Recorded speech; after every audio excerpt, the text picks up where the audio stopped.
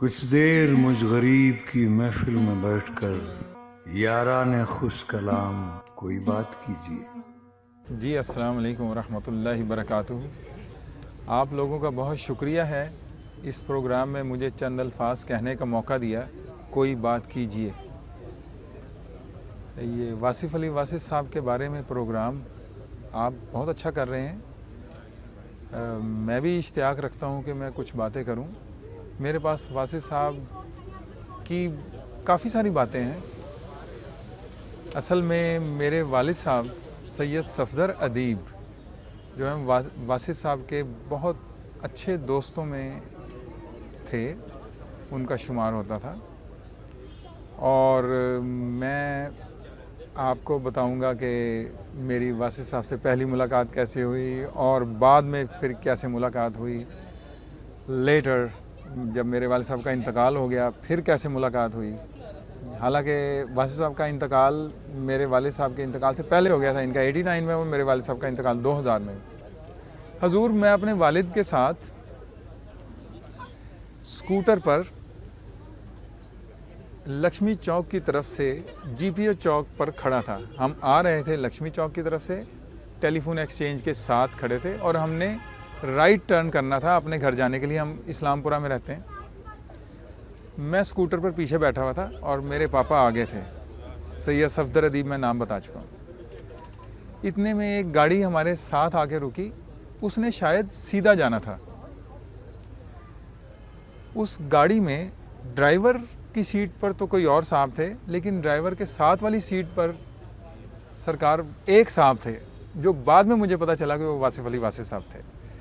انہوں نے وہیں سے ہی ایسے جھک کے ڈرائیور کی کھڑکی میں سے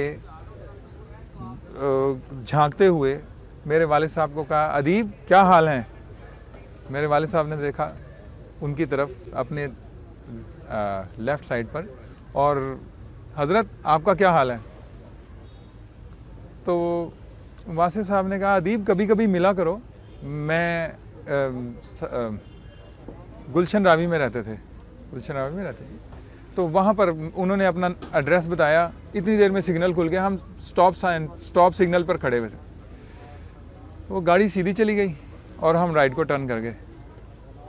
یہ تھی واصف علی واصف صاحب سے میری پہلی ملاقات۔ اس کے بعد پھر ایک دفعہ دوبارہ ملاقات ہوئی ان کی زندگی میں، تو اس کے بعد پھر ملاقاتوں کا سلسلہ چل نکلا ان کی وفات کے بعد۔ جی ہاں، یہ بہت خوبصورت سوال ہے، اور ان سے محبت اور عقیدت کی وجہ میرے والد صاحب ہی ہیں۔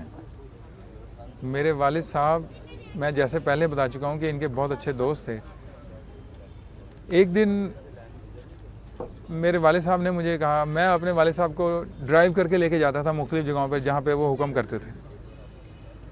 شام میں مجھے کہا، سردیوں کی شام تھی، شاید دسمبر تھا یا جنوری، مجھے یاد نہیں ہے، اور سن بھی مجھے یاد نہیں ہے،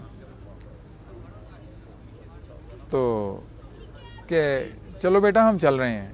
میں نے کہا جی۔ میرے پاس شیراٹ ڈیزل گاڑی تھی، میں نے وہ اپنے پورچ سے نکالی اور پاپا آ کے بیٹھ گئے۔ مجھے کہا جی چلو واصف صاحب کے پاس جائیں گے، یہ ان کے گھر کا پتہ بتایا۔ تو میں پاپا کو لے کر ڈرائیو کرتے ہوئے ان کے گھر کے پاس رکا، تو واصف صاحب اپنے عقیدت مندوں کے پاس بیٹھے ہوئے تھے، اپنی میرا خیال ہے ڈرائنگ روم تھا، یہ کوئی کمرہ انہوں نے مختص کیا ہوگا۔ تو ہم جب اندر گئے تو بہت تپاک سے ملے، میرے سے بھی ملاقات ہوئی، مجھے بھی شرف حاصل ہوا، میں نے ہاتھ ملایا۔ میں عقیدت مندوں کے پاس بیٹھ گیا اور پاپا ان کے پاس بیٹھ گئے۔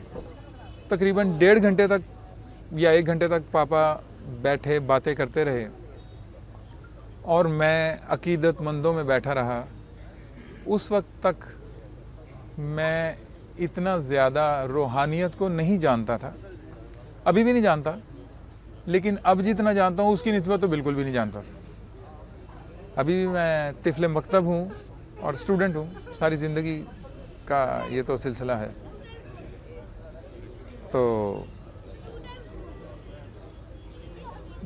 میں لا تعلق بیٹھا رہا کہ اچھا एक पापा आए हैं, ये पापा के दोस्त हैं, मैं उनसे मिलवाने के लिए लाया हूँ। I was just like that. तो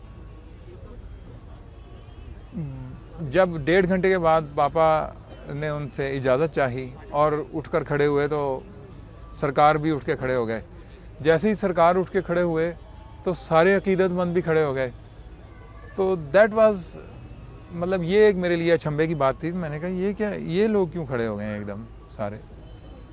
तो सरकार, क्योंकि वो सर्दियों की शाम थी और हीटर वहाँ पर जल रहा था, तो सरकार पापा को अलविदा कहने के लिए दरवाजे के बाहर तक आए गाड़ी में। तो सारे अकीदतमंद भी साथ ही आए। तो बाहर तक सब लोग आए और मैंने गाड़ी टर्न की और हम, ये थी वासिफ अली वासी साहब से मेरी दूसरी मुलाकात, और काफ़ी देर की थी, लेकिन मैं उनसे कोई ज़्यादा बातें नहीं कर सका, वो मेरे अब्बू ही करते रहे। सरकार के अक़वाल में से खूबसूरत तरीन कॉल जो मुझे बहुत ज़्यादा पसंद है, बहुत छोटा सा है और बहुत खूबसूरत मुझे लगता है। बदनीयती की सज़ा, बदनीयती की फौरी सज़ा, फौरी का लफ्ज़ निकाल दें तो इसका असर ख़त्म हो जाता है। बदनीयती की फौरी सज़ा खौफ है। ये बहुत खूबसूरत मुझे लगता है और मैं अपने स्टूडेंट्स को इसके ऊपर लेक्चर देता हूँ बाकायदा, इस कॉल के ऊपर। जज़ाकल्लाह खैर। अल्लाह पाक आपको आसानी में रखे और हमेशा सरकार की तवज्जो में रखे।